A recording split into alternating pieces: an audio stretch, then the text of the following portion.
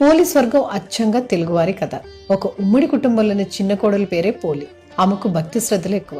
ఆ పోలి భక్తిని చూసి ఆమె అత్తగారికి మహా ఈర్ష్యగా ఉండేది. పోలి భక్తిని ఎలాగైనా అడ్డుకునే ప్రయత్నం చేస్తుండేది. ఈలోగా కార్తీక మాసం రానే వచ్చింది.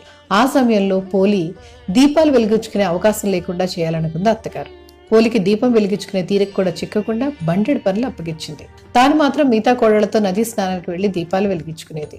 ఇంత చేసినా పోలి మాత్రం దీపం వెలిగించకుండా ఉండేది కాదు. ఒక పక్క పనులు చేసుకుంటూనే పెరట్లో ఉన్న పత్తి చెట్టు నుంచి సన్నటి ఒత్తిని తయారు చేసుకునేది. మజ్జిగ కవ్వానికి ఉన్న వెన్నకి ఆ ఒత్తిని అద్దేది. దాంతో కార్తీక దీపాన్ని వెలిగించుకునేది.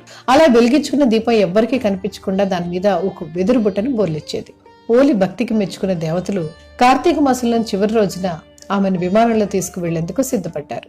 అత్తగారు తోడుకోడళ్లు అంతా చూస్తుండగా పోలి స్వర్గానికి వెళ్లిపోయింది. ఆడంబరం కంటే భక్తి ముఖ్యమని, అహంకారం ఉంటే అవమానం తప్పదని నిరూపిస్తుంది పోలి స్వర్గం కథ. కార్తీక మాసంలో తెలుగు ఆడపడుచులంతా ఈ కథను గుర్తు చేసుకుంటారు.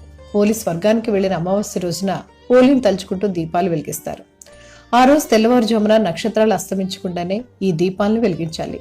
పూజ గదిలో దీపాలను వెలిగించి పోలి స్వర్గం కథ చదువుకుని అక్షతలు వేసుకున్న తర్వాతే పోలి దీపాలను వెలిగించాలి. పోలి స్వర్గం దీపాలను అరటి దొప్పల మీద వెలిగించడం ఆనవాయితీ. కార్తీక మాసంలోను ఒక్కో రోజుకి ఒక దీపం చొప్పున 30 బొడ్డు ఒత్తులను ఈ అరటి దొప్పల మీద వెలిగిస్తారు. అయితే 30 దీపాలను వెలిగించడం కష్టం కాబట్టి 10 బొడ్డు ఒత్తులు చొప్పున 3 దీపాలను వెలిగిస్తారు. తెలుగువారికి 10 కంటే 11 సంఖ్య అంటే గురి. అందుకే చాలా మంది 11 చొప్పున 3 దీపాలు వెలిగిస్తారు. పోలి స్వర్గం దీపాలను నదుల్లో వదలడం ఆనవాయితీ.